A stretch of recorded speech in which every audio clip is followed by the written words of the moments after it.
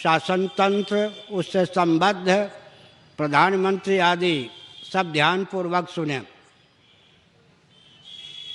कांग्रेस के शासनकाल में, सुनो भाई, लो ये लो, कांग्रेस के शासनकाल में भगवान श्री रामभद्र के द्वारा विनिर्मित सेतु, जिसको कहीं राम सेतु कहीं हनुमान सेतु भी कहते हैं, उसको विखंडित करने का अभियान चलाया गया। वो विदेशी षड्यंत्र था। मैं पोल पट्टी नहीं खोलना चाहता हूँ, मुझे अच्छी तरह पता है। उस प्रोजेक्ट का उद्घाटन, योजना का उद्घाटन उस समय के माननीय प्रधानमंत्री मनमोहन सिंह जी, कांग्रेस की अध्यक्षा, देश की लाडली दुलारी पुत्रवधू सुवर्णा जी, समझ गए? नहीं समझे? सोनिया जी का नाम मैंने रखा है सुवर्णा जी, और करुणानिधि वहाँ के मुख्यमंत्री, तीनों ने मिलकर की, समझ गए?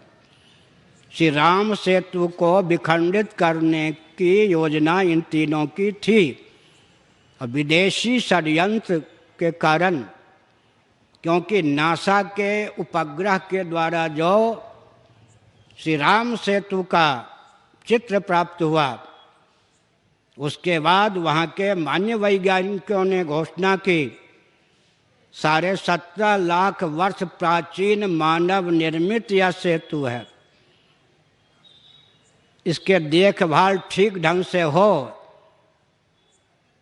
सुनामी लहर के चपेट में आकर जो हिस्सा दब गया है, धंस गया है, उसकी विधिवत मरम्मत हो, अभी भी हजारों वर्षों तक स्थिर रहने योग्य यह सेतु है।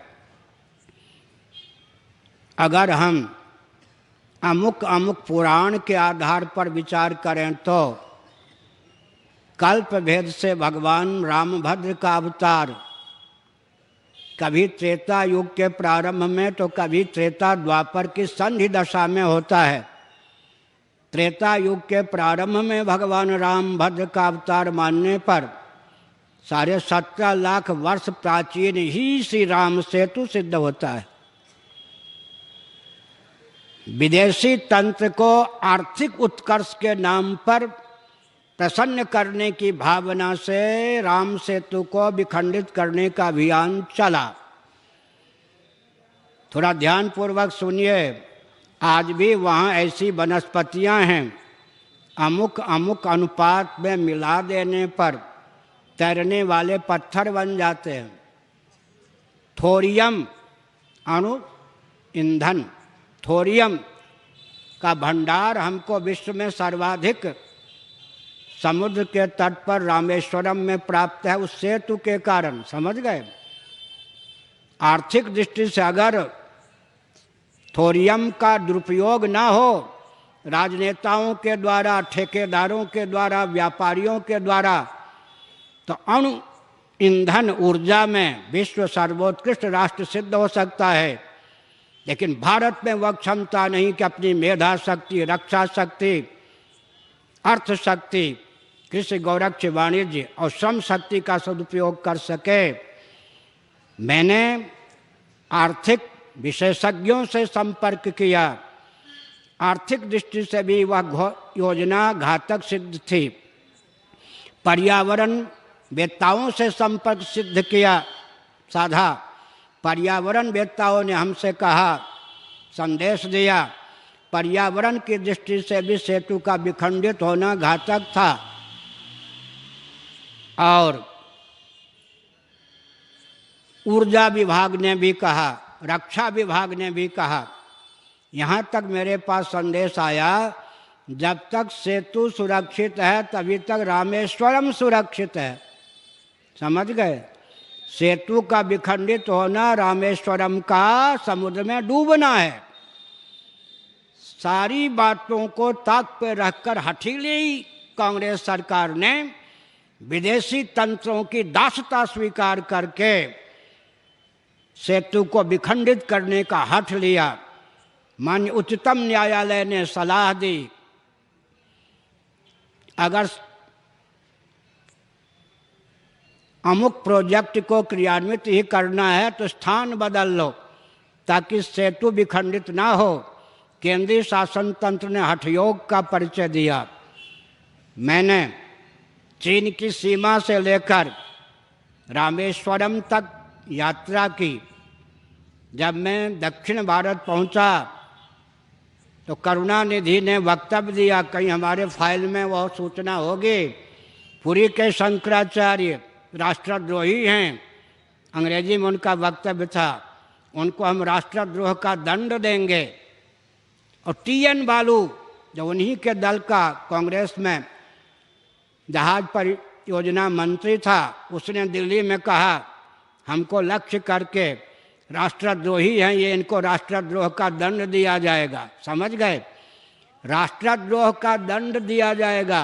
राष्ट्रद्रोह का काम करने वालों ने कहा पुरी के शंकराचार्य राष्ट्रद्रोही हैं, इनको राष्ट्रद्रोह का दंड दिया जाएगा। मैं डरा नहीं और रामेश्वरम पहुंच गया। समझ गए? कालांतर में भाजपा की सरकार आई। मैं किसी दल का नहीं हूँ, मैं किसी दल का होता तो ऐसी वाणी मेरी नहीं होती। लोभ भय कोरी भावुकता विवेक के वशीभूत व्यक्ति ऐसा बोल नहीं सकता है। तो गडकरी जी ने पार्लियामेंट में घोषणा की श्री राम सेतु सुरक्षित है, उसे विखंडित किए बिना ही कोई योजना हम क्रियान्वित करेंगे। लेकिन माननीय उच्चतम न्यायालय ने फिर पूछा है, क्या सेतु को विखंडित करने का अभियान आपका विद्यमान है? जॉर्ज फर्नांडीज ने भी वाजपेयी जी के शासनकाल में यह प्रोजेक्ट क्रियान्वित हो, इसका प्रस्ताव वाजपेयी जी को दिया था। मुझे बहुत कुछ मालूम है।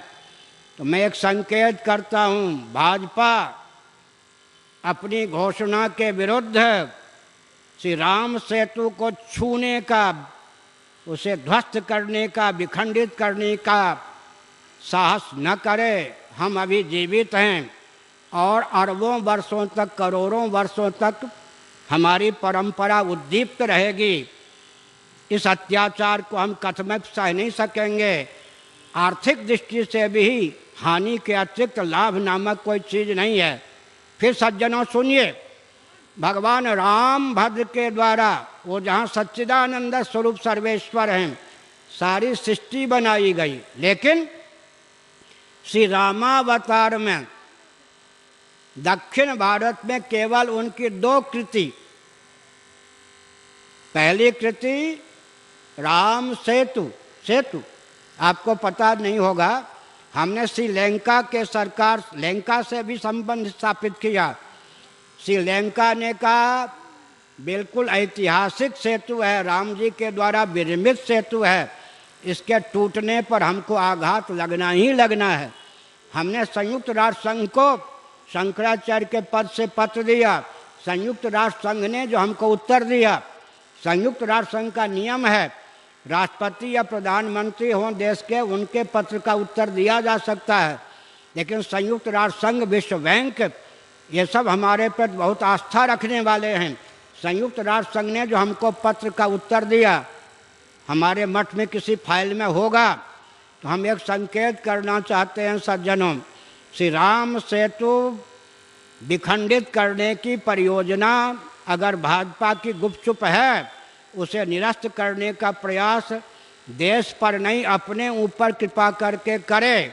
मैं एक संस्मरण सुनाता हूँ, जब मुझसे नहीं रहा गया, उस समय अब्दुल कलाम जी, वैज्ञानिक कलाम जी देश के राष्ट्रपति थे। उनके पास हमने व्यक्ति को भेजा कि बातचीत के लिए मुझे समय चाहिए। उन्होंने कहा कि जितना समय चाहिए माननीय शंकराचार्य जी को लें, मैं शाम को उनको समय दूंगा ताकि कोई हमारी व्यस्तता न रहे। जब हम राष्ट्रपति भवन पहुँचे अगवानी के लिए, राष्ट्रपति जी स्वयं आए, बहुत आस्थापूर्वक हमको उचित स्थान दिया। उनसे बातचीत के संदर्भ में, अब कलाम जी का शरीर नहीं है, उन्होंने जब उत्तर दिया इस सार्वजनिक सभा में मैं व्यक्त करता हूँ सावधान। कलाम जी ने क्या कहा, मेरा तो जन्म स्थान ही रामेश्वरम है, जहाँ प्रभु राम के द्वारा विनिर्मित सेतु विद्यमान है। अंग्रेजी में उनका वाक्य था। आगे उन्होंने क्या कहा, अंग्रेज़ों को अच्छी प्रकार पता था कि सेतु सुरक्षित है। उन्होंने स्वप्न में भी सेतु को विखंडित करके किसी आर्थिक योजना को क्रियान्वित करने का साहस नहीं किया। मुझे बेहद पर्याप्त कष्ट है कि स्वतंत्र भारत में प्रभु राम के द्वारा विनिर्मित सेतु को केंद्रीय शासन तंत्र विखंडित करने का अभियान बना चुका है। मैं दुखी हूँ। समझ गए? अब मैं संकेत करता हूँ, बड़ी विचित्र बात है, थोड़ा विचार कीजिए। 2 किलोमीटर चौड़ा, इतने लंबा जो कुछ है मुझे मालूम है, सेतु को आप विखंडित कर देंगे। शिवलिंग जो रामेश्वरम, एक कृति है या नहीं, रामेश्वरम में शिवलिंग भगवान राम भद्र के कर कमलों से प्रतिष्ठित हैं या नहीं, वो लुप्त हो जाएंगे। जब तक रामेश्वरम में शिवलिंग हैं तभी तक रामेश्वरम सुरक्षित है, हमारे शास्त्रों में लिखा है। और अंत में रामेश्वरम भी समुद्र में समा जाएगा। भगवान राम भद्र की दोनों कृति, सेतु और शिवलिंग, विदेशी षड्यंत्र के एजेंट बन करके केंद्रीय शासन तंत्र उसको नष्ट करने की भावना से काम न करे और पृथक से आर्थिक परियोजना को क्रियान्वित करने का जो प्रयास है उसमें मार्ग लंबा होगा, लेकिन वो भी हमने आर्थिक दृष्टि से विचार किया है, उसमें भी भारत सरकार को घाटा ही घाटा है। लेकिन किसी भी तरह से सेतु को विखंडित करने का दुस्साहस शासन तंत्र न करे। राम भद्र की दोनों कृति पर पानी फेरने का षड्यंत्र कम से कम भाजपा के शासनकाल में क्रियान्वित नहीं होना चाहिए। हर हर महादेव।